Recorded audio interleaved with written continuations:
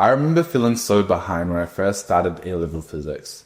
I felt like everyone was doing better than me. I felt like I was struggling in class. I wasn't keeping up with the content. But that all changed until I learned some of these principles here.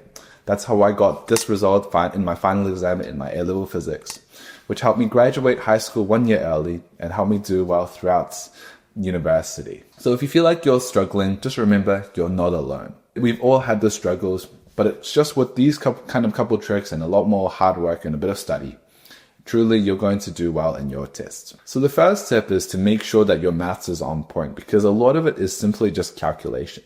Do you know how to rearrange? Have you practiced, your algebra, for example? And a lot of the questions are simply just calculating something, putting into the equation.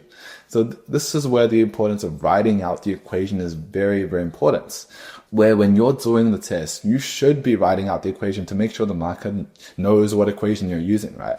Because even if you type in something wrong, then the marker can still give you some marks, and the marker can still know that you're on the right page, but you just kind of used it wrong, right?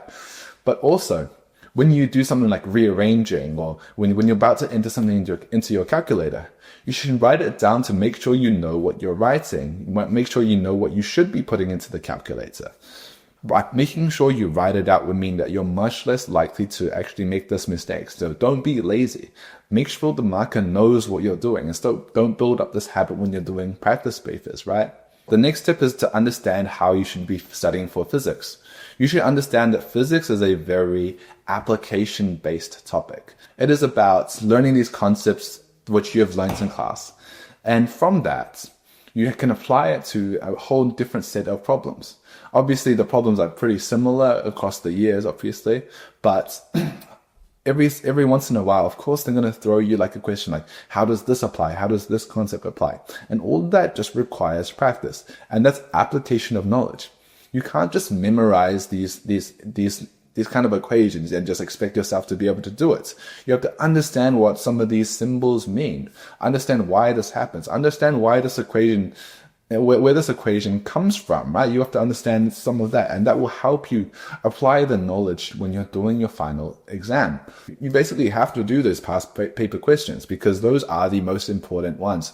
They're exactly the kind of questions that you're going to receive during your exam. And that means that honestly, they should be the only really priority that you should be doing. You should prioritize doing those over everything else, over reading the textbook, over, honestly, maybe even flashcards, really. You should be prioritizing applying that knowledge, because each question that you do means that you'll become a bit better and a bit more experienced as well. The past paper questions are what I like to call the 80-20 principle for studying, right? Which is 80-20, which is 20% of the actions produce 80% of the results. So past paper questions, doing those past paper questions will produce the majority of the results, right? They'll help you the most, right? So really, the most important thing is to do those past paper questions, even if you don't feel like you're ready yet, even if you don't feel like you're that prepared. Going through some of those questions and looking at some of the mark schemes as well to understand what they actually want, that will still help you so much more than simply trying to read the concepts and that kind of thing. Because if you do the past paper questions and mark it yourself like a marker, where you put yourself in the perspective of a marker as well, then you're going to understand what Cambridge wants, what the physics board wants, and you're going to be able to more tailor your answer towards that and become better at taking the skill, right? Taking this exam. Basically, your exam skills improve, right? Knowledge skills and exam skills aren't necessarily the same, right? You may be very knowledgeable, but if you're really bad at taking exams, then you're not going to be very good at exams, right? But unfortunately, your grades basically just depend on your exams. Just quickly, if you would like some more help with your AS physics or A-level physics overall, have a look at the top link in the description below. I help students get their dream results in their A-level physics, and I'm sure it's going to help you as well. But I just want to emphasize that the only way that you're truly going to be able to do well is by doing these past paper questions, and that's the only solution. So you just have to grind them out. It's just the grind, right? I remember doing 20 past paper questions, and probably I should have done even more, right? I probably should have done more and been more disciplined back then, but I still got very good results from that. The next tip for doing better in your exams is to focus on doing some of those easy marks, right? Get those points in, right? You want to do the easy ones first and try and maximize your scores. Do the easy marks first. I know it sounds obvious and maybe everyone told you, but maybe you need some of those reminders, right? Do the easy marks first. Get those easy marks first as well, right? Just write out those equations, write them out, and which you have already done and you've already memorized and all those kind of things as well. Get them easy marks first. For those definitions which you've hopefully memorized as well. So for memorizing definitions, one method that I would recommend is to use something like digital flashcards, like Anki or something like that, where you can write out the concept and then you can write the definition behind it as well. Because for AS Physics, for Cambridge, there's a lot of very specific definitions that they like, and there's like a particular wording that they like, right? It's a little bit different from what other curriculums may want for some of them, right? For example, Newton's third law is a little bit different from what other people like. And so if you use some digital flashcards and write it out based on what you've learned from the examiners, from the mark scheme, then you're going to drill it into your head, the right kind of definition. If you use digital flashcards, it means you can pull it up onto your phone and just, use it anywhere, right? You can check the questions, you can have a look at the questions anytime, anywhere, and, just skip through it. And over time, of course, it's going to help you recall that, and it's going to help internalize it. And so from that, you're going to be able to just like bang it out, right? Velocity is rate of change of displacement. This, right?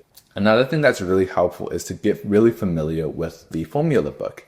If you find yourself struggling with a concept, right? If you don't really know what formula I should use, or you don't know what concept exactly that this question is talking about, sometimes if you just stare at your formula sheet, the solutions arise, right? Where you can see you have these quantities and, oh yeah, I can use this equation. Sometimes genuinely, like during an exam, I feel like I remember doing this before during like a test, I remember, where I just like I just didn't really know what I was doing for one question. And so I just scanned through the formula sheet, and I think eventually I got the question as well. So it truly just helped me just get some extra little marks in as well. Also, another one for physics especially, the great thing about physics is that it's based on real life. And so you should use your own judgment as well. If it looks kind of wrong to you, then it means that something is wrong, right? It just means that you've done something wrong. And obviously judgment takes a little bit of time it takes a bit of practice, of course. But the great thing about physics is that it's based on reality. So there always has to be an element of reality in there. Another one that I really like to employ, and I still use to this day, is to really draw out the problem as well. Especially if you think about I remember electric fields, or maybe even forces and kinematics especially. Drawing out some of the forces, drawing out it, so just to think, doesn't make sense. It doesn't make sense, like drawing out some vectors in there. That's something that I really love doing. I think it's helped me a lot, actually. I feel like it's helped me understand the question so much more, and it helps you reality check it, right? That's part of building judgment as well, where you can draw out the question and you can think, does that really make sense, right? Does that actually make sense? And from there, you can help determine things like directions and all those kind of things. It'll help you save for so much more brain power if you just start to draw it out and visualize it. The most important tip is just to understand that it is hard, but you can't give up, right? You can't give up.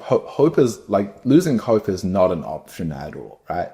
Because ultimately what you need to do is you shouldn't give up, right? You can achieve those dream results. I completely think you can. I think any student can achieve those kind of results if they really put the work in. That's the thing. It's just doing some of the work. It's doing the study as well. So, if you just practice those past questions and grind out those past questions, I'm sure you're going to do amazingly, right? And truly, you should be working towards the best of your efforts as well. As long as you know that you worked really hard and that you give it your best try and that you actually tried, right? You tried. That's something to be proud of. That's something that you will look back on and think, wow, yeah, that's a good thing. I actually worked really hard. Even if worst case scenario, you don't do well, right?